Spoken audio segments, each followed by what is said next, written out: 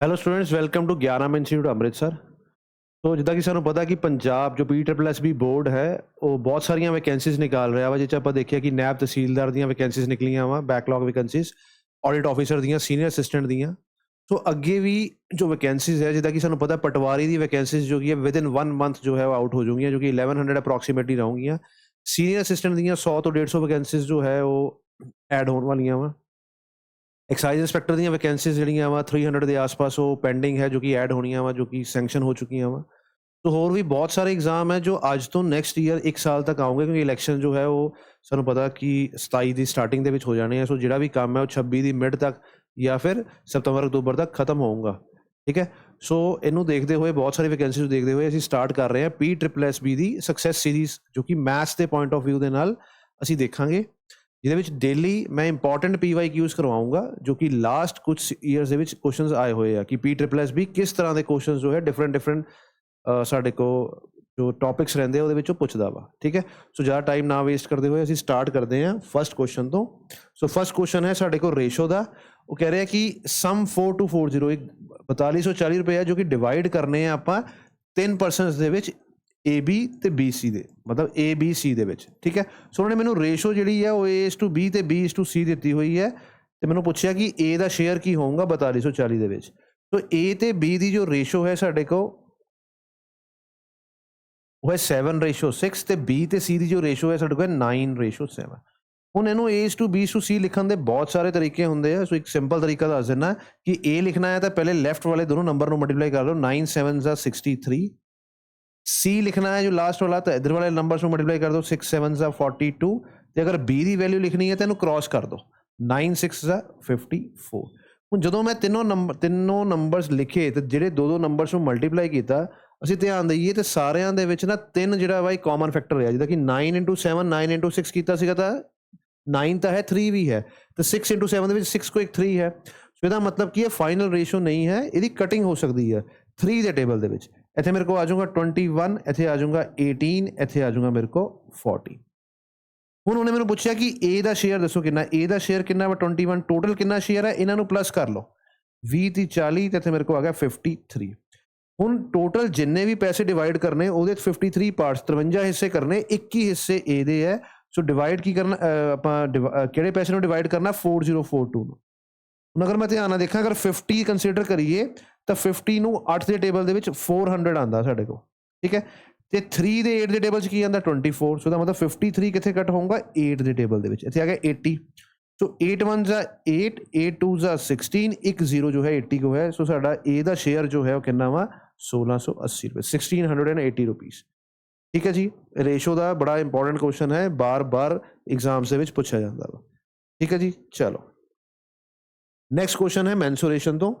PSSB generally ਹੁਣ mensuration ਦੇ questions ਨਹੀਂ ਪੁੱਛ ਰਿਹਾ, ਪਰ ਪਹਿਲਾਂ ਪਟਵਾਰੀ ਦੇ ਐਗਜ਼ਾਮ ਜਿਹੜਾ ਹੁੰਦਾ ਸੀ ਉਹ ਮੈਂਸੂਰੇਸ਼ਨ ਦੇ ਨਾਲ ਹੀ ਭਰਿਆ ਹੁੰਦਾ ਸੀ। ਬਹੁਤ ਸਾਰੇ ਕੁਐਸਚਨ ਮੈਂਸੂਰੇਸ਼ਨ ਦੇ ਵਿੱਚ ਆਉਂਦੇ ਸੀ, ਕਿਉਂਕਿ ਪਟਵਾਰੀ ਦਾ ਕੰਮ ਵੀ ਥੋੜਾ ਜਿਹਾ ਇਹਦੇ ਨਾਲ ਮਿਲਦਾ ਜੁਲਦਾ। ਪਰ ਜਿਹੜਾ ਲਾਸਟ ਟਾਈਮ ਪੇਪਰ ਹੋਇਆ ਸੀ ਪਟਵਾਰੀ ਦਾ, ਉਹਦੇ ਵਿੱਚ ਮੈਂਸੂਰੇਸ਼ਨ ਦਾ ਕੋਈ ਕੁਐਸਚਨ ਨਹੀਂ ਦੇਖਣ ਨੂੰ ਮਿਲਿਆ ਸੀਗਾ। ਉਹਦਾ ਕਾਰਨ ਸੀਗਾ ਕੋਈ, ਪਰ ਹੁਣ ਅੱਗੇ ਐਗਜ਼ਾਮਸ ਦੇ ਵਿੱਚ ਆ ਸਕਦਾ ਵਾ। ਠੀਕ ਹੈ। ਸੋ ਇਹਦੇ ਵਿੱਚੋਂ ਕਹਿ ਰਿਹਾ ਕਿ ਸੋਲਿਡ ਬਾਲ ਜਿਹੜੀ ਹੈ ਮੈਟਲ ਦੀ, ਉਹ ਡਾਇਆਮੀਟਰ 12 ਸੈਂਟੀਮੀਟਰ, ਇਹਨੂੰ ਮੈਲਟ ਕਰਕੇ ਇੱਕ ਸਿਲੰਡਰ ਬਣਾਇਆ ਗਿਆ ਵਾ। ਠੀਕ ਹੈ ਜੀ। ਅਸੀਂ ਸ਼ੇਪਸ ਦੇਖ ਲੈਂਦੇ ਹਾਂ, ਕੋਈ ਅਗਰ ਸਾਨੂੰ 3D ਸ਼ੇਪ ਮਿਲਦੀ ਹੈ। ਸੋ ਦਿਸ ਇਜ਼ ਬਾਲ, ਇੱਕ ਬਾਲ ਹੈ, 3D ਬਾਲ ਹੈ, ਇਹਨੂੰ ਮੈਲਟ ਕਰਕੇ ਅਸੀਂ ਸਿਲੰਡਰ ਬਣਾਉਣਾ ਹੈ। ਸਿਲੰਡਰ ਹੈ ਇਹ ਵਾਲਾ। ਠੀਕ ਹੈ। ਸੋ ਇਹਨਾਂ ਦੋਨਾਂ ਦਾ ਜਿਹੜਾ ਰੇਡੀਅਸ ਹੈ, ਡਾਇਆਮੀਟਰ ਹੈ, ਉਹ ਸੇਮ ਹੋਣਾ ਚਾਹੀਦਾ। ਇਹਨੂੰ ਮੈਲਟ ਕਰਕੇ ਆਹ ਚੀਜ਼ ਬਣਾਉਣੀ ਹੈ। ਸੋ ਜਿਹੜਾ ਸਾਡੇ ਕੋਲ ਸਫੀਅਰ, ਇਹਨੂੰ ਆਪਾਂ ਕਹਿੰਦੇ ਸਫੀਅਰ। ਸਫੀਅਰ ਦਾ ਵੋਲਿਊਮ ਦਾ ਫਾਰਮੂਲਾ ਕੀ ਹੁੰਦਾ ਵਾ, 4/3 πr³। ਇਹਨੂੰ ਮੈਲਟ ਕਰਕੇ ਕੀ ਬਣਾਉਣਾ ਵਾ, ਵੋਲਿਊਮ ਸੇਮ ਹੁੰਦੀ, ਜਦੋਂ ਮੈਲਟ ਕਰਦੇ ਜੋ ਮੈਟਲ ਬਣੂਗਾ ਉਹਨੂੰ ਦੁਬਾਰਾ ਆਪਾਂ ਸਾਂਚੇ 'ਚ ਪਾਵਾਂਗੇ ਤਾਂ ਸਿਲੰਡਰ ਬਣੂਗਾ, ਤਾਂ ਇਹਨਾਂ 'ਚ ਵੋਲਿਊਮ ਸੇਮ ਰਹਿੰਦੀ ਹੈ। ਸੋ ਸਿਲੰਡਰ ਦੀ ਵੋਲਿਊਮ ਹੁੰਦੀ ਹੈ πr²h, ਕਿਉਂਕਿ ਡਾਇਆਮੀਟਰ ਦੋਨਾਂ ਦਾ ਸੇਮ ਹੈ, ਬਸ ਤਾਂ ਕੌਨਸਟੈਂਟ ਕੱਢ ਦੋ ਪਾਈ ਦੇ ਨਾਲ ਪਾਈ, ਰੇਡੀਅਸ ਵੀ ਸੇਮ ਹੋਊਗਾ। ਸੋ 3 - 2 = 1। ਇਹਦਾ ਮਤਲਬ ਕੀ ਹੈ, ਇੱਕੋ ਹੀ ਰੇਡੀਅਸ ਜੋ ਹੈ ਬਚ ਜਾਊਗਾ ਸਾਡੇ ਕੋਲ। ਹੁਣ ਸਾਡੇ ਕੋਲ 4/3r = h, ਹਾਈਟ ਹੀ ਮੈंने ਨਿਕਾਲਣੀ ਹੈ। ਸੋ ਰੇਡੀਅਸ ਕਿੰਨਾ ਹੋਊਗਾ ਸਾਡੇ ਕੋਲ, ਰੇਡੀਅਸ ਹੈ ਡਾਇਆਮੀਟਰ 12 ਵਾ ਤਾਂ ਰੇਡੀਅਸ ਹੈ 6। ਸੋ ਇੱਥੇ 2 ਦੀ ਕਟਿੰਗ ਹੋਈ 8 ਸੈਂਟੀਮੀਟਰ। ਸੋ ਹਾਈਟ ਕਿੰਨੀ ਆ ਗਈ ਸਾਡੇ ਕੋਲ, 8 ਸੈਂਟੀਮੀਟਰ, ਜੋ ਕਿ ਡੀ ਆਪਸ਼ਨ। ਠੀਕ ਹੈ ਜੀ। चलो नेक्स्ट क्वेश्चन देखते हैं। नेक्स्ट क्वेश्चन है एवरेज का, कह रहा है कि average age of A and B is 40। अगर दो परसन की एवरेज एज दसी होवे तो टोटल एज निकालने का की तरीका होंगे कि उन्होंने 2 ਨਾਲ मल्टीप्लाई कर दो। ठीक है, 40 का डबल कितना हो गया 80 टोटल एज है। इदा ही बी तो सी की एवरेज एज जो है 42 है, तो मैं लिख दूंगा 84 डबल कर देंगे टोटल आ गई। सी तो बी की एवरेज एज कितनी है 44 कह रहे हैं, असं लिख देंगे 88। ਜਦੋਂ ਵੀ ਮੇਰੇ ਕੋਲ ਤਿੰਨ ਵੇਰੀਏਬਲਸ ਹੋਣ, ਤਿੰਨ ਪਰਸਨਸ ਹੋਣ, ਜਿੱਦਾਂ ਕਿ ਏ ਬੀ ਸੀ ਏ ਦੇ, ਉਹਨਾਂ ਦੇ ਤਿੰਨ ਕੰਬੀਨੇਸ਼ਨ ਬਣਦੇ ਏ ਬੀ ਬੀ ਸੀ ਸੀ ਏ। ਇਹਨਾਂ ਨੂੰ ਪਲੱਸ ਕਰਦੇ ਹੀ ਸਾਡੇ ਕੋਲ 2 ਵਾਰ ਏ 2 ਵਾਰ ਬੀ ਤੇ 2 ਵਾਰ ਸੀ ਆ ਜਾਂਦਾ ਵਾ। 824 ਇੱਥੇ ਆ ਗਿਆ 252। ਸੋ A plus B plus C the value ਕਿੰਨੀ ਹੋ ਗਈ, A plus B plus C the value ਹੋ ਗਈ 126। ਹੁਣ ਮੈਨੂੰ ਪੁੱਛ ਰਿਹਾ ਕਿ ਦੱਸੋ ਸੀ ਦੀ ਏਜ ਕਿੰਨੀ ਹੈ। ਹੁਣ ਸੀ ਦੀ ਏਜ ਨਿਕਾਲਣ ਲਈ ਏ ਤੇ ਬੀ ਦੀ ਏਜ ਪਤਾ ਹੋਣੀ ਚਾਹੀਦੀ ਹੈ। ਏ ਤੇ ਬੀ ਦੀ ਏਜ ਹੈ 80, so 80 plus C is equal to 126। C की वैल्यू आ गई 46, तो मेरा आंसर है 46। ठीक है जी, चलो नेक्स्ट क्वेश्चन देखते हैं। टाइम एंड वर्क तो क्वेश्चन है, टाइम एंड वर्क का जो टाइप है, this is one of the type. ਇਹਦਾ ਤੁਸੀਂ ਇੱਕ ਫਾਰਮੂਲਾ ਯਾਦ ਕਰ ਲਓ ਕਿ m1 d1 t1 upon w1 is equal to m2 d2 t2 upon w2। So maximum 4 variables use होंगे इस टाइप के, 2 भी हो सकते 3 भी हो सकते। ये 3 वेरीएबल यूज किए उन्हें, वर्क डन जो है ये सेम है। सो W1 W2 की कोई वैल्यू पुट नहीं करनी।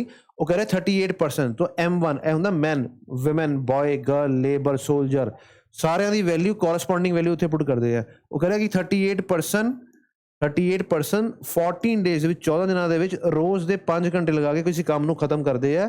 तो दसो 20% किन्ने दिनों के रोज़ 7 घंटे लगा के उस काम को खत्म करोगे, ये क्वेश्चन है। ठीक है जी, हुण देखो 7 के टेबल च 14 2 आ गया, 5 2 10 20 है तो 2 आ जाऊंगा, 2 ने कटिंग हुई मेरे को कितना आ गया 19। सो इसका मतलब की आंसर आऊँगा डेज विच 19 डेज आउंगे सैकेंड कंडीशन को कंप्लीट करने लई। ठीक है, तुसी बहुत ज़्यादा दिमाग नहीं अपना लगाना होंदा इस एग्जाम दे विच, सिर्फ वैल्यूज पुट करो तो आंसर अपने आप मिलूगा। नेक्स्ट क्वेश्चन देखते हैं। कह रहे भाई selling the article for ₹3956 a trader incurs a loss of 8%। देखो अगर कोई 100 वाली चीज़ है उत्ते अगर 8% का लॉस हो जाए तो मैं 92 रुपीज़ की बेचूंगा। यह कह रहा है कि 3956 की बेची है तो लॉस होया 8% का। सो मैं कह सकता कि 92 पॉइंट्स की जी वैल्यू है वो 3956 है। अगर मैं ये 100 की वैल्यू निकाल दूंगा तो कॉस्ट प्राइस आ जाऊंगा, कॉस्ट प्राइस ही। वो कह रहे हुण पूछ रहे हैं कि अगर 5% प्रॉफिट अर्न करना है तो कि वैल्यू ते सैल करिए। 92 पॉइंट्स की वैल्यू कितनी है 3956, 1 की कितनी होगी 3956 बाय 92, तो मैंने पूछ रहा है 105 की कितनी होगी वैल्यू। ठीक है जी, 105 की एग्जाम इन्ना पार्ट लिखना होंगे वा। ठीक है, सो 92 के अगर मैं कटिंग करूँगा तो इतने मेरे को आऊँगा 43 ਤੇ 43 ਨੂੰ 105 ਨਾਲ ਮਲਟੀਪਲਾਈ ਕਰਨਾ, 43 ਨੂੰ 100 ਨਾਲ ਕਰਾਂਗੇ ਤਾਂ 4300, 43 ਨੂੰ 5 ਨਾਲ ਕਰਾਂਗੇ ਤਾਂ ਆਪਣੇ ਕੋ ਆਊਗਾ 215। ਸਾਡਾ ਆਨਸਰ ਹੈ 4515। ठीक है जी, 4515 जो है साडा आंसर। ठीक है, चलो नेक्स्ट क्वेश्चन देखते हैं। कहते if each side of the square is increased by 30%, then the change in area is। सो मैं बहुत बार क्लास च दसदा हुन्ना कि जिहड़ा एरिया है वो साडे को मीटर स्केयर सेंटीमीटर स्केयर की फॉर्म दे विच आंदा है। मतलब 2 लेंथस मल्टीप्लाई हुंदियां वा। एरिया स्क्वेयर का की हुंदा ए स्क्वेयर, ए इंटू ए। ਜਦੋਂ ਵੀ ਸਾਡੇ ਕੋਲ 2 ਨੰਬਰ ਮਲਟੀਪਲਾਈ ਹੋ ਰਹੇ ਹੋਣ ਉਹਦਾ ਰਿਜ਼ਲਟ ਥਰਡ ਸਾਈਡ ਦੇ ਹੋਵੇ ਤੇ ਇੱਥੇ ਅਸੀਂ ਸਕਸੈਸਿਵ ਲਗਾਉਂਦੇ ਆ। ਸੋ 30% ਇਨਕਰੀਜ਼ ਹੋ ਰਿਹਾ ਵਾ। ਵੈਸੇ ਤਾਂ ਬੱਚੇ ਮਾਈਂਡ 'ਚ ਹੀ ਕੈਲਕੂਲੇਟ ਕਰ ਲੈਂਦੇ ਤਾਂ ਆਨਸਰ ਕੀ ਆਊਗਾ। ਪਤਾ ਮੈਂ ਦੱਸ ਦੇਣਾ, ਜਿੱਦਾਂ ਕਿ 30% ਸਕੁਏਅਰ ਦੀ ਸਾਈਡ ਮਤਲਬ ਦਾ ਵਧਣ ਦਾ ਮਤਲਬ ਹੁੰਦਾ ਵਾ ਕਿ ਏਰੀਆ ਕਿੰਨਾ ਵਾ 2 ਵਾਰ ਸਾਈਡਸ ਦਾ ਮਲਟੀਪਲੀਕੇਸ਼ਨ। ਸੋ ਮੈਂ ਕੀ ਕਰੂੰਗਾ, ਇੱਥੇ ਇੱਕ ਵਾਰ ਸਾਈਡ ਇਨਕਰੀਜ਼ ਹੋਈ, ਇੱਕ ਵਾਰ ਦੂਸਰੀ ਵਾਰ ਇਨਕਰੀਜ਼ ਹੋਈ। ਸੋ ਅਸੀਂ ਕੀ ਲਿਖਾਂਗੇ 30% ਇੱਕ ਵਾਰ ਇਨਕਰੀਜ਼ ਹੋਇਆ, 30% ਦੂਸਰੀ ਵਾਰ, मीनस दूसरी साइड। ए बी का मतलब होंगे ना मल्टीप्लीकेशन, 3 3 9 2 0 और 100 जो है वो फॉर्मूला है। सो 30 + 30 60 तो मैंने दिख ही रहा सी, ये 9 होर ऐड करांगे। सो 69% जो है साडा आंसर है। ठीक है स्टूडेंट्स, जो है वो बिना सॉल्व किए ਮਤਲਬ ਬਿਨਾਂ ਪੈਨ ਪੇਪਰ ਤੇ ਰੱਖੇ ਇਹਨੂੰ ਸੋਲਵ ਕਰ ਦਿੰਦੇ ਆ, ਕਿਉਂਕਿ 30 + 30 60 ਤਾਂ ਮੈਨੂੰ ਦੇਖ ਹੀ ਰਿਹਾ ਹੁੰਦਾ 2 ਵਾਰ ਇਨਕਰੀਜ਼ ਹੋ ਰਿਹਾ ਵਾ, ਤੇ 30 ਦਾ ਸਕੁਅਰ ਹੁੰਦਾ 900, ਉਹਨੂੰ 100 ਡਿਵਾਈਡ ਕਰਾਂਗੇ ਤਾਂ 9 ਆਊਗਾ। So 60 + 9 is 69%। ਠੀਕ ਹੈ ਜੀ, ਬਹੁਤ ਇੰਪੋਰਟੈਂਟ ਕਨਸੈਪਟ ਹੈ ਸਕਸੈਸਿਵ ਪਰਸੈਂਟੇਜ ਚੇਂਜ ਦਾ। ਕਨਸੈਪਟ ਪਰਸੈਂਟੇਜ ਦਾ ਵਾ, ਪਰ ਮੈਂਸੂਰੇਸ਼ਨ ਤੱਕ ਐਪਲੀਕੇਸ਼ਨ ਹੈ ਦੀ profit and loss, discount, compound interest, successive percentage increase ਹੈ। ਸੋ ਇਹਦਾ ਬਹੁਤ ਸਾਰੀ ਐਪਲੀਕੇਸ਼ਨਸ ਹੈ ਇਹਦੀਆਂ। The sum of the ages of the son and father is 56. Son ਤੇ father ਦੀ age ਦਾ sum ਹੈ 56. After 4 years, ਅੱਜ ਤੋਂ 4 ਸਾਲ ਬਾਅਦ son ਤੇ father ਦੀ age ਦਾ sum ਕਿੰਨਾ ਹੋਊਗਾ? 4 ਸਾਲ son ਦੀ age plus ਹੋਊਗੀ 4 ਸਾਲ father ਦੀ age, ਟੋਟਲ ਕਿੰਨੀ ਹੋਊਗੀ? 8। ਸੋ ਆਂਸਰ ਕਿੰਨਾ ਆ ਗਿਆ ਇੱਥੇ? 64। ਕਹਿੰਦਾ ਦਾ after 4 years the father will be 3 times that of his son। ਇਹਦਾ ਮਤਲਬ ਕੀ ਹੈ ਕਿ father ਦੀ age, सन ਦੀ ਏਜ ਅਗਰ 1 ਹੋਊਗੀ ਤਾਂ ਫਾਦਰ ਦੀ ਕਿੰਨੀ ਹੋਊਗੀ? 3 ਟਾਈਮਸ ਹੋ ਗਿਆ। ਸੋ ਰੇਸ਼ੋ ਦਾ ਕਨਸੈਪਟ ਹੈ 3 ਪੁਆਇੰਟਸ ਹੈ 4 ਪੁਆਇੰਟਸ ਹੈ, ਟੋਟਲ ਕਿੰਨੇ ਹੋ ਗਏ? 4 ਪੁਆਇੰਟਸ। ਸੋਰੀ 3 ਪੁਆਇੰਟਸ ਹੈ 1 ਪੁਆਇੰਟ ਹੈ, ਟੋਟਲ ਕਿੰਨੇ ਹੋ ਗਏ? 4 ਪੁਆਇੰਟਸ। 4 ਪੁਆਇੰਟਸ ਕੀ ਹੈ? ਅੱਜ ਤੋਂ 4 ਸਾਲ ਬਾਅਦ ਦੀ ਰੇਸ਼ੋ, ਇਹਦਾ ਸਮ ਕਿੰਨਾ ਹੁੰਦਾ? 4। ਐਕਚੁਅਲ ਸਮ ਕਿੰਨਾ ਵਾ? 64। ਸੋ 1 ਦੀ ਵੈਲਿਊ ਕਿੰਨੀ ਆ ਗਈ? 16। ਸੋ ਅਗਰ ਮੈਂ 16 ਨਾਲ ਮਲਟੀਪਲਾਈ ਕਰਾਂ ਇੱਥੇ 48, ਇੱਥੇ 16 ਨਾਲ ਮਲਟੀਪਲਾਈ ਕਰਾਂ ਤਾਂ 16। ਇਹ ਜੋ ਏਜ ਹੈ ਇਹ ਆਈ ਹੈ 4 ਸਾਲ ਬਾਅਦ ਦੀ। ਸੋ ਮੈਨੂੰ ਉਹਨੇ ਪੁੱਛਿਆ ਕਿ ਸਨ ਦੀ ਏਜ ਕਿੰਨੀ ਹੈ, ਜਦੋਂ ਦੱਸਿਆ ਨਾ ਹੋਵੇ ਕਿ ਕਿਹੜੀ ਏਜ ਪੁੱਛੀ ਹੈ ਤਾਂ ਪ੍ਰੈਜ਼ੈਂਟ ਏਜ ਨਿਕਾਲਣੀ ਹੁੰਦੀ ਹੈ। ਸੋ ਪ੍ਰੈਜ਼ੈਂਟ ਏਜ ਕਿੰਨੀ ਹੈ? ਇਹ 4 ਸਾਲ ਬਾਅਦ ਦਾ ਡਾਟਾ ਹੈ 16 ਸਾਲ। ਸੋ 4 ਸਾਲ ਘਟਾ ਦਾਂਗੇ ਤਾਂ ਇੱਥੇ ਕਿੰਨਾ ਆ ਜਾਊਗਾ? 12। ਸੋ ਸਨ ਦੀ ਏਜ ਕਿੰਨੀ ਹੈ? 12 ਈਅਰਸ। ਠੀਕ ਹੈ ਜੀ, ਈਜ਼ੀ ਕੁਐਸਚਨ ਹੈ। ਨੈਕਸਟ ਕਰਦੇ ਹਾਂ। Again time and work the concept ਹੈ। ਉਹ ਕਹਿ ਰਿਹਾ ਕਿ 12 men can complete the work in 18 days 6 days after the study। ਠੀਕ ਹੈ, ਅਨਦਰ ਟਾਈਪ ਹੈ। ਹੁਣ ਧਿਆਨ ਨਾਲ ਦੇਖੋ, ਇਹ 'ਚ ਨਾ ਇੱਦਾਂ ਦੇ ਕੁਐਸਚਨ 'ਚ ਕੀ ਹੁੰਦਾ ਵਾ ਕਿ ਕੁਛ ਦਿਨ ਕੰਮ ਕਰਨ ਤੋਂ ਬਾਅਦ ਕੁਛ ਪਰਸਨ ਐਡ ਹੋ ਜਾਂਦੇ ਆ। ਲਾਸਟ ਦੇ ਵਿੱਚ ਉਹਨੇ ਮੈਨੂੰ ਪੁੱਛਿਆ ਹੁੰਦਾ ਰਿਮੇਨਿੰਗ ਵਰਕ, ਤੇ ਜਦੋਂ ਮੈਂ ਕੰਪੇਅਰ ਕਰਨਾ ਵਾ ਤਾਂ ਮੈਂ ਰਿਮੇਨਿੰਗ ਵਰਕ ਨੂੰ ਕੰਪੇਅਰ ਕਰੂੰਗਾ। ਜਦੋਂ ਕਹਿ ਰਿਹਾ ਵਾ ਕਿ 12 ਪਰਸਨ ਕਿਸੇ ਕੰਮ ਨੂੰ 18 ਦਿਨਾਂ 'ਚ ਕਰ ਰਹੇ ਆ, ਫਿਰ ਉਹ ਕਹਿ ਰਿਹਾ ਕਿ 6 days after 6 ਦਿਨਾਂ ਬਾਅਦ। ਹੁਣ ਇਹੀ ਕੰਮ ਜਿਹੜਾ ਵਾ ਜਦੋਂ 6 ਦਿਨ ਦਾ ਕੰਮ ਹੋ ਗਿਆ ਤਾਂ ਬਚਿਆ ਕਿੰਨਾ? 12 ਦਿਨ ਦਾ ਕੰਮ ਬਚ ਜਾਊਗਾ। ਰਿਮੇਨਿੰਗ ਵਰਕ 12 ਦਿਨ ਦਾ ਬਚ ਜਾਊਗਾ, ਤਾਂ ਮੈਂ ਲਿਖੂੰਗਾ ਕਿ ਬਚਿਆ ਹੋਇਆ ਕੰਮ 12 ਪਰਸਨ 12 ਦਿਨਾਂ 'ਚ ਕਰਦੇ ਆ। ਇਹ ਇਸੀ ਕੰਡੀਸ਼ਨ ਤੋਂ ਲਿਖਿਆ ਅਜੇ, ਮੈਂ ਪਰਸਨ ਐਡ ਨਹੀਂ ਕਰਵਾਏ ਹਜੇ ਤਾਂ ਉਹਨੇ ਕਿਹਾ ਕਿ 6 ਦਿਨਾਂ ਬਾਅਦ ਕੀ ਹੋਇਆ? 6 ਦਿਨਾਂ ਬਾਅਦ ਕੀ ਹੈ? 6 ਦਿਨਾਂ ਦਾ ਕੰਮ ਹੋ ਗਿਆ, 12 ਦਿਨਾਂ ਦਾ ਕੰਮ ਰਹਿ ਗਿਆ ਜੋ ਕਿ 12 ਪਰਸਨਸ ਨੇ ਕਰਨਾ ਵਾ। ਉਹ ਕਹਿ ਰਿਹਾ ਕਿ 4 men joined। ਸੋ ਪਹਿਲਾਂ 12 ਪਰਸਨ ਸੀਗੇ, ਹੁਣ 4 ਮੈਨ ਜੁਆਇਨ ਕਰ ਗਏ ਤਾਂ ਕਿੰਨੇ ਹੋ ਗਏ? 16। ਹੁਣ ਉਹ ਕਹਿੰਦਾ ਕਿ ਇਹ ਬਚਿਆ ਹੋਇਆ ਕੰਮ 16 ਮੈਨ ਕਿੰਨੇ ਦਿਨ 'ਚ ਕਰੋਗੇ, ਇਹ ਮੈਂ ਦੱਸਣਾ। ਠੀਕ ਹੈ ਜੀ, 4 ਦੇ ਟੇਬਲ 'ਚ 4 4 ਦਾ 16, 4 3 ਦਾ 12, ਇਹ 4 ਕੱਟ ਹੋ ਗਿਆ, ਇੱਥੇ ਫਿਰ ਗਿਆ 3। ਸੋ ਮੇਰਾ ਆਨਸਰ ਕਿੰਨਾ ਆਊਗਾ? 9 ਡੇਜ਼ ਦੇ ਵਿੱਚ। ਕਿੰਨੇ ਟਾਈਮ ਦੇ ਵਿੱਚ? 9 ਡੇਜ਼ ਦੇ। ਸੋ ਇਹਦੇ ਵਿੱਚ ਕੀ ਸਾਨੂੰ ਚੈੱਕ ਕਰਨਾ ਹੁੰਦਾ? ਕੀਵਰਡ ਜਦੋਂ ਕੁਛ ਟਾਈਮ ਤੋਂ ਬਾਅਦ ਪਰਸਨ ਐਡ ਹੋ ਰਹੇ ਹੋਣ, ਅਸੀਂ ਰਿਮੇਨਿੰਗ ਵਰਕ ਨੂੰ ਕੰਪੇਅਰ ਕਰਨਾ ਹੁੰਦਾ। ਬੱਚੇ ਆਹੀ ਚੀਜ਼ ਦੁਬਾਰਾ ਲਿਖ ਦਿੰਦੇ ਆ ਜੋ ਕਿ ਗਲਤ ਹੈ। ਠੀਕ ਹੈ ਨਾ, ਰਿਮੇਨਿੰਗ ਵਰਕ ਨੂੰ ਕੰਪੇਅਰ ਕਰਨਾ ਵਾ। 6 ਦਿਨਾਂ ਤੋਂ ਬਾਅਦ ਇਹਨਾਂ ਦਾ ਕਿੰਨਾ ਕੰਮ ਰਹਿ ਜਾਊਗਾ? 12 ਪਰਸਨਸ ਦਾ 12 ਦਿਨ ਦਾ ਕੰਮ ਰਹਿ ਜਾਊਗਾ, ਉਹਨੂੰ ਕੰਪੇਅਰ ਕੀਤਾ ਵਾ। ਠੀਕ ਹੈ ਜੀ, ਚਲੋ ਕੈਲਕੂਲੇਟ ਦਾ ਸਿੰਗਲ ਡਿਸਕਾਊਂਟ ਦੱਸਣਾ ਵਾ ਅਸੀਂ। ਅਗਰ ਇਹ ਡਿਸਕਾਊਂਟਸ ਇੰਨੇ ਹੋਣ ਤਾਂ ਸਿੰਗਲ ਡਿਸਕਾਊਂਟ ਕੀ ਹੋਊਗਾ ਮੈਂ ਦੱਸੂਗਾ। ਇਹਨੂੰ ਅਗੇਨ ਕਰਨ ਦੇ ਬੜੇ ਸਾਰੇ ਤਰੀਕੇ ਹੈ।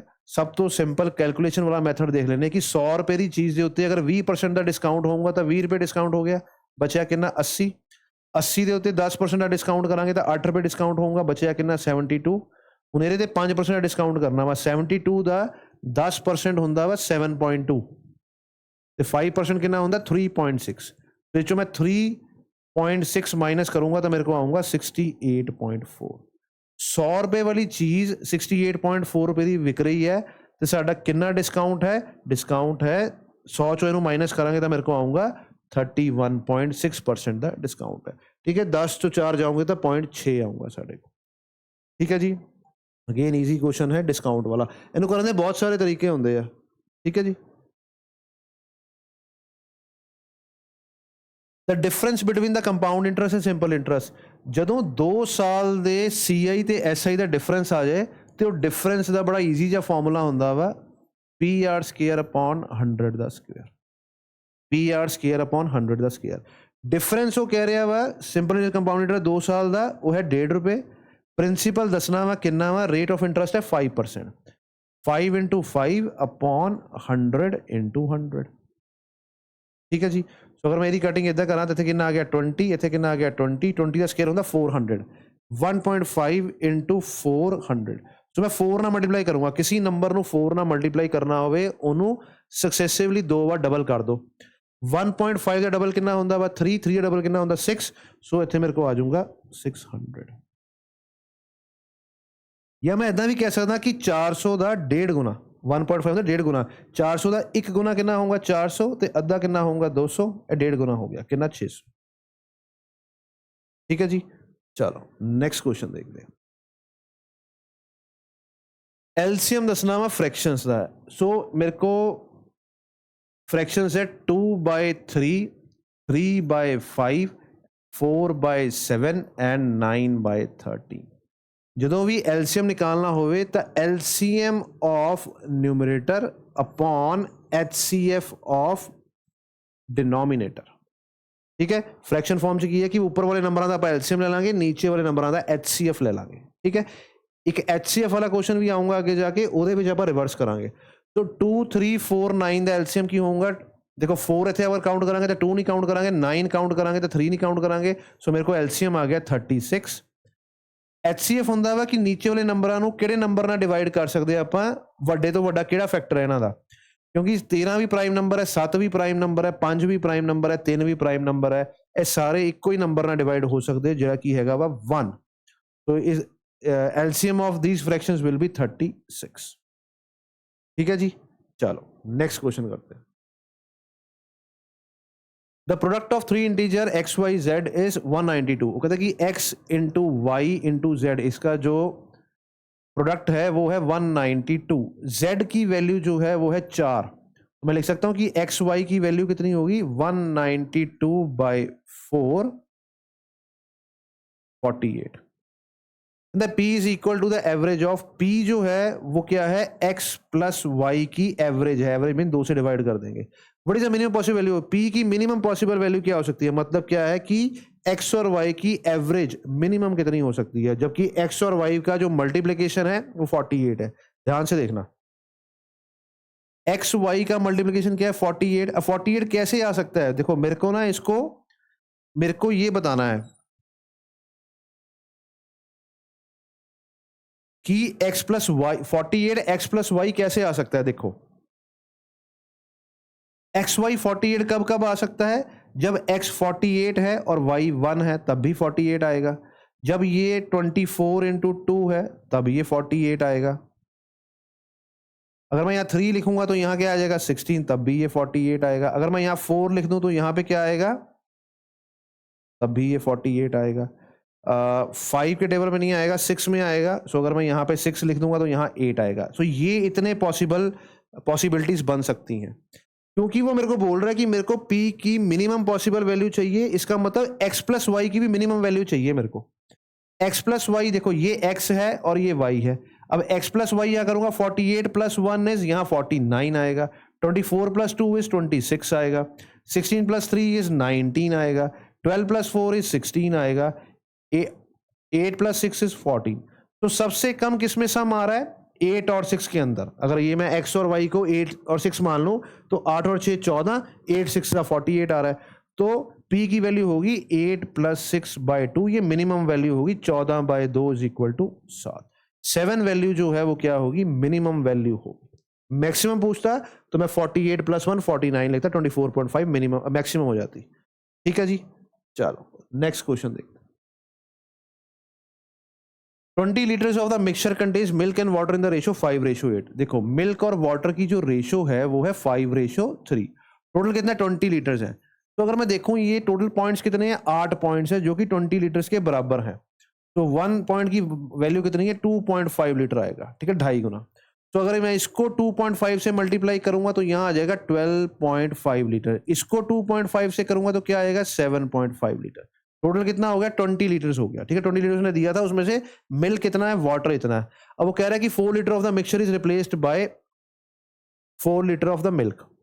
अब मिक्सचर में से 4 लीटर पानी, जो 4 लीटर मिक्सचर है वो बाहर निकल गया। देखो मेरे पास पॉइंट्स कितने हैं 8, और उसने 4 लीटर जो है वो इसमें से निकाला। 4 लीटर का मतलब क्या है कि हर पॉइंट की 8 पॉइंट्स जो है मेरे पास, रेशियो कितने पॉइंट्स हैं 8 पॉइंट्स हैं, और कंटेंट कितना निकला है 4 लीटर। एक पॉइंट के पीछे कितना कंटेंट निकला है 4/8, या मैं कहूंगा 1/2 लीटर, या मैं कहूंगा 0.5 लीटर। अगर किसी के पास रेशो का एक पॉइंट है तो हाफ लीटर मिक्सचर निकला है। इसके पास तो 5 पॉइंट्स हैं, 5 इंटू हाफ कितना होता है 2.5। इसका मतलब जब मिक्सचर में से 4 लीटर कंटेंट निकला तो 2.5 लीटर निकला मिल्क। तो यहाँ क्या बच गया 10 लीटर। अब यहाँ पे इसके बाद रेशियो कितने पॉइंट है 3 पॉइंट्स, हर पॉइंट की वैल्यू कितनी है 0.5। तो यहाँ से जो वाटर निकला वो है 1.5, 2.5 1.5 टोटल 4 लीटर हो गया। यहाँ वैल्यू आ गई 6.0। जब 4 लीटर मिक्सचर निकला तो ये 16 लीटर बच गया 20 लीटर में से। अब वो कह रहा है कि 4 लीटर मिल्क से रिप्लेस हो गया, ठीक है। तो मिल्क कहाँ है यहाँ पे, तो यहाँ पे 4 लीटर मिल्क अगर मैं ऐड करूं तो यहाँ कितना हो जाएगा 14 लीटर हो गया, और ये कितना हो गया 6 लीटर है water. The ratio of the milk to water in now in the mixture कितना है। अब इसमें कितनी रेशियो है 7:3। ये न्यू जो है रेशियो है मेरे पास 7:3, ठीक है जी। सो मेरे पास 5:3 में था। 5:3 मींस 8 पॉइंट्स की एक्चुअल वैल्यू है 20 लीटर, एक पॉइंट की वैल्यू है 2.5। सो जब मैंने 2.5 से मल्टीप्लाई किया तो मिल्क एक्चुअल में 12.5 लीटर्स है और वाटर है 7.5 लीटर्स। अब वो कह रहा है मिक्सचर में से 4 लीटर कंटेंट बाहर गया। 4 लीटर कंटेंट भी 5:3 में निकलेगा, मतलब 8 पॉइंट्स जब निकलेंगे तब 4 लीटर मिक्सचर बनेगा। सो एक पॉइंट की वैल्यू कितनी हुई हाफ लीटर। सो इसके पास 5 पॉइंट्स है, 5 इंटू हाफ है 2.5। सो वाटर 4 लीटर में से 2.5 लीटर बाहर निकला तो बचा 10 litre. Water sorry milk, water क्योंकि 3 पॉइंट्स थे तो ये 1.5 लीटर, 1.5 लीटर पानी बाहर निकलेगा तो बचा 6। अब इसमें वो कह रहा है मिल्क दोबारा ऐड कर दिया 4 लीटर, तो मिल्क हो गया 14 लीटर, वाटर हो गया 6 लीटर, इसकी रेशियो आ गई 7:3। ठीक है जी। चलो नेक्स्ट क्वेश्चन देखते हैं। The ratio of the number of the boys and girls who participate in examination is 4:3। तो जिन्होंने एग्जाम में पार्टिसिपेट किया उनकी रेशियो है 4:3। The total percentage of candidate who pass the examination is 80। Okay, इसको हम क्या करते हैं, इसको हम एलिगेशन से सॉल्व करते हैं। यहां लिखो बॉयज, ये गर्ल्स की एवरेज, यहां कंबाइंड एवरेज, यहां लिखेंगे रेशो, ठीक है। सो बॉयज और गर्ल्स की रेशियो कितनी है 4:3। The total percentage of candidate who pass examination 80। जो टोटल बॉयज एंड गर्ल्स को मिला के जो परसेंटेज है पास में कितनी 80 है। सो यहाँ बॉयज की परसेंटेज लिखते हैं, यहाँ गर्ल्स की, यहाँ टोटल 80, जिसमें वो कह रहा है कि the percentage of girls who pass exam is 90। तो 90% गर्ल्स ने पास किया। मेरे को बताना कि बॉयज ने कितने परसेंट पास किया अगर टोटल 80% है। समझ रहे हो, बॉयज 3 के बदले में 4 है, ठीक है, 4:3 है। गर्ल्स की पास परसेंटेज कितनी है, गर्ल 90% पास है। यहाँ बॉयज की बतानी है, टोटल कह रहा है 80। तो एलिगेशन कैसे लगाते हैं, ये वाली वैल्यू को माइनस करके यहाँ लिखेंगे। सो मैं एक बार लिख देता हूँ 90 - 80 = 4, और नेक्स्ट में इसको इससे माइनस करके ये नंबर लिखेंगे 80 - x = 3। ये तो क्या आ गया 10। सो क्रॉस मल्टीप्लाई करते हैं, यहाँ पे 10 आ गया। 10 × 3 कितना होता है 30, 8 × 4 = 32। सो मेरे पास यहाँ पे आ गया 4x = 320 - 30, जो कि आ जाएगा 290।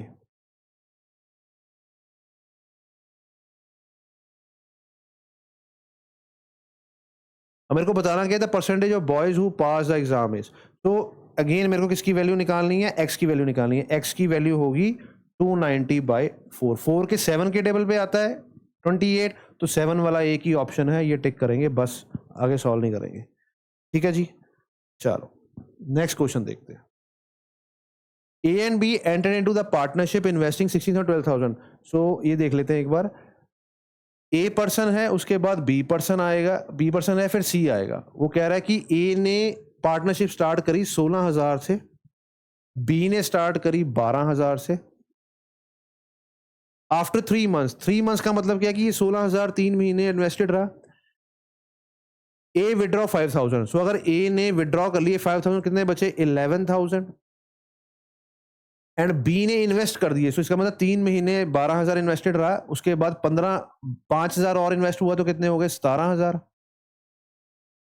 After 3 more months C join. After 3 means पहले 3 था, फिर 3, इसका मतलब 6 महीने बीत गए। She joins with the capital of 21,000। So यहाँ पे इसने 21,000 6 मंथ्स के बाद इन्वेस्ट किया। The share of B exceed that of C out of total profit of this after 1 year. अब 1 ईयर की बात कर रहा है। सो 3 महीने 16,000 था, बाकी कितने बच गए 9 मंथ्स, तो टोटल कितना हो गया 1 साल। यहाँ पे भी 9 मंथ्स, टोटल हो गया 1 साल। ये 6 महीने बाद आया था, तो इसने 6 महीने के लिए पैसा इन्वेस्टेड रखा। अब इनको मल्टीप्लाई नहीं करना होता हमने क्या करना है, जो मेरे को कॉमन नजर आएगा, मल्टीप्लिकेशन में तो क्या है, जब कॉमन होता है वो कट कर देते हैं, यहाँ प्लस के दोनों साइड होना चाहिए वो नंबर जो कट करना है। जैसे कि ये 3 जीरो प्लस के इस साइड भी हैं, इस साइड भी हैं, प्लस के इस साइड भी हैं, प्लस के इस साइड भी हैं, यहाँ तो प्लस है ही नहीं तो ये 3 जीरो कट जाएंगे। फर्दर भी मैं कटिंग कर सकता हूं, पर इजी करने के लिए हम क्या करते हैं, एक बार ऐसे लिख देते हैं 16 3 जा 48 प्लस 11 9 जा 99, 12 3 जा 36 प्लस 17 9 जा 152, रेशो 21 इंटू 6 हो गया 126। अब मैं प्लस भी कर सकता हूं, या मैं एक चीज देख रहा हूं कि ये भी 3 के टेबल में आ रहा है, ये भी आ रहा है, ये भी और ये भी, प्लस के दोनों साइड देखना है मेरे को। तो अगर मैं यहां कट करूंगा तो 16 आएगा, यहां कितना आएगा 33। अब इसको फाइनली प्लस ही कर लेंगे, 49 आ गया। ठीक है, अब ये 3 के टेबल में कटेगा तो ये क्या आएगा 12, इसको 3 के टेबल में कट करेंगे तो कितना आ जाएगा 50, सॉरी यहां पे 153 आएगा, 153 7,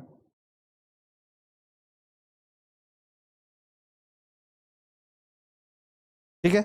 सो यहां 51 आ गया और यहां पे मेरे पास आ गया 42।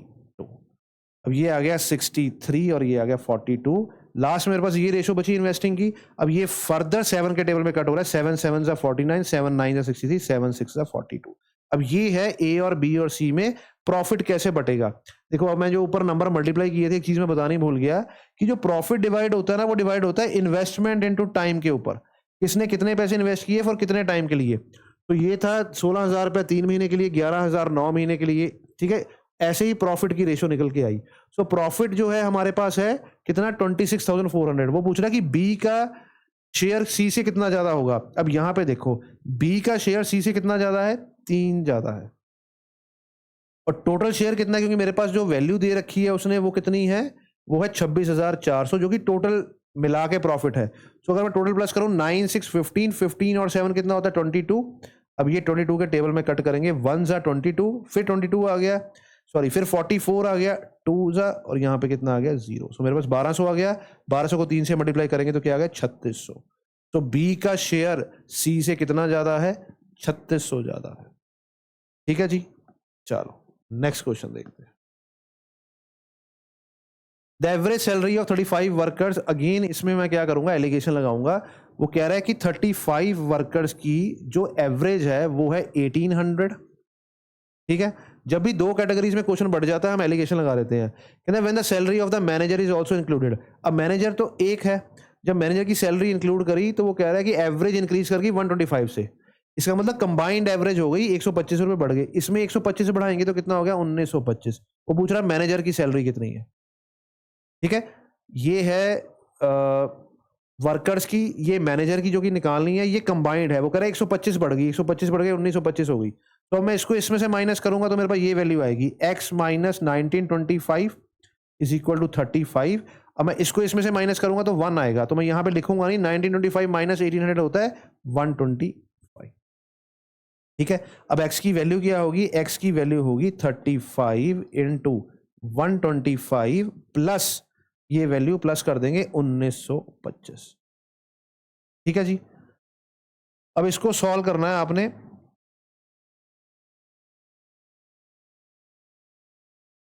बहुत सारे तरीके हैं, या तो आप ऐसे कर लो कि 125 10 सा 10 कितना होता है 1250, 1250 और 1250।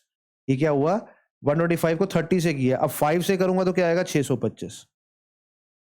यहां मेरे पास आ गया 5, ये 15 और 17, 6 8 10 12 13 और मेरे पास आ गया 43। तो यहाँ पे आ गया 4375 प्लस 1925 और ऐड होगा तो मेरे पास कितना आ जाएगा 6300। ठीक है, ये 25 पहले ऐड करेंगे तो 4400, 64 से 100 कम आएगा, मेरा आंसर है 6300। ठीक है जी, चलो नेक्स्ट क्वेश्चन देखते हैं। 7 मशीन्स टेक, अब देखो फिर टाइम एंड वर्क का क्वेश्चन है, जो मैंने आपको बताया था कि M1 D1 T1 upon W1। अब यहाँ पे W1 भी काम आएगा, W1 W2। 7 मशीन्स का मतलब होता है 7 पर्सन्स के साथ कंपेयर करते हैं हम।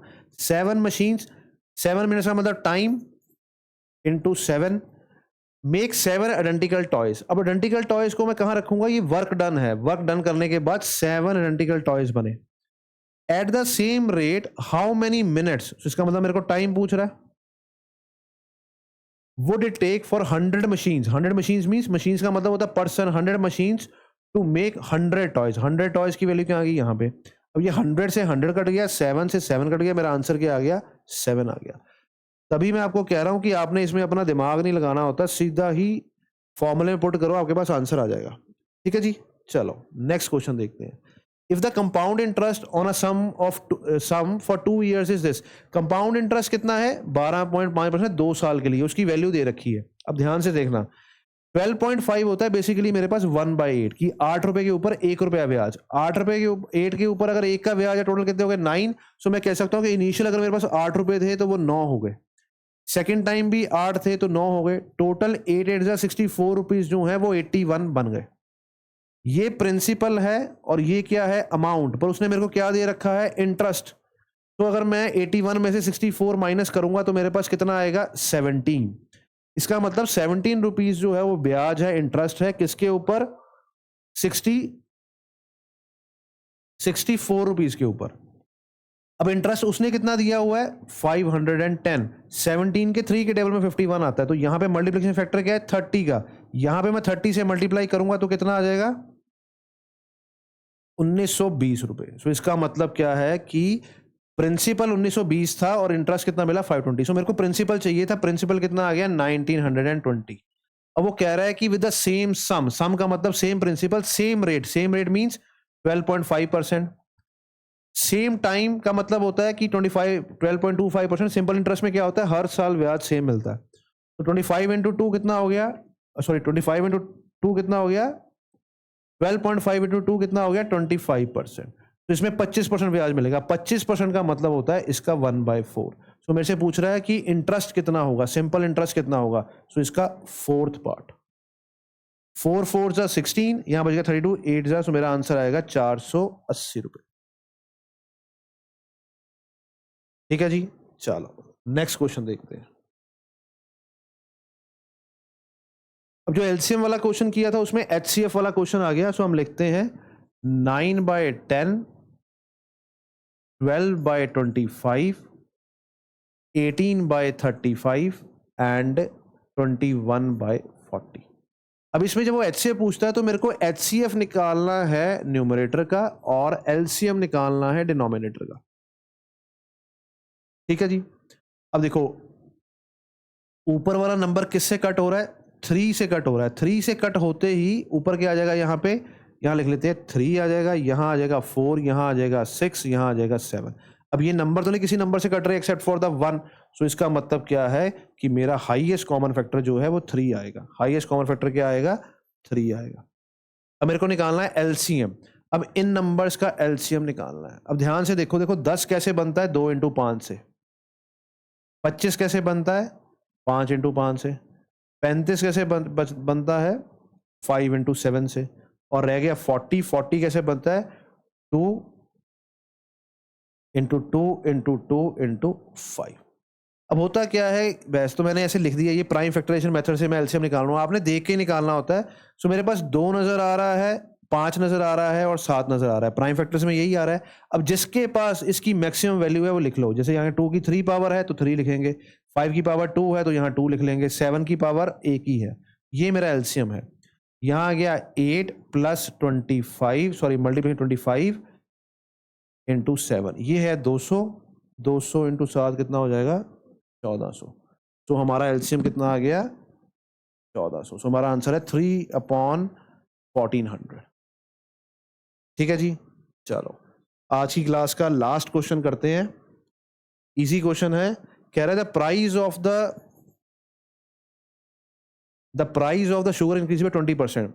तो 20% में चाहे 5 का प्राइस 6 लिख लो, जो स्टूडेंट्स को फ्रैक्शंस नहीं आती वो ऐसे लिख लो, 100 का कितना हो गया 120।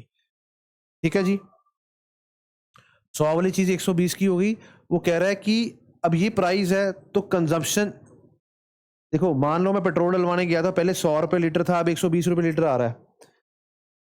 अब मेरे पास तो बजट 100 रुपया ही है, तो जब मैं 100 का पेट्रोल उनसे डलवाऊंगा बाइक में या कार में, तो होगा क्या, मेरे को क्वांटिटी कम मिलेगी। पहले तो 1 लीटर मिल रही थी 100 रुपए लीटर, अब 120 से जो है 120 लीटर हो गई है, तो मेरे को 1 लीटर से कम मिलेगी। वो यही पूछ रहा है कितनी कंजप्शन कम है परसेंटेज बेसिस पे। अगर मैंने बजट अपना इंक्रीज नहीं करना, कंडीशन क्या है, so that the expenditure of the sugar is same, तो हम क्या करते हैं इस केस में, कंजप्शन जो है वो इसका रिवर्स लिख देते हैं, 120 से 100। कितना कम हो रही है कंजप्शन, 20 कंजप्शन कम हो रही है, किस पे, 120 पे। यहाँ क्या आ गया मेरे पास, 1/6 इंटू 100, क्योंकि फ्रैक्शन फॉर्म में दे रखा है, 100/6 होता है 50/3, जो कि है पहला ऑप्शन। ठीक है जी, आज के लिए जो 20 क्वेश्चंस हैं हमने डिफरेंट चैप्टर्स में से देखे।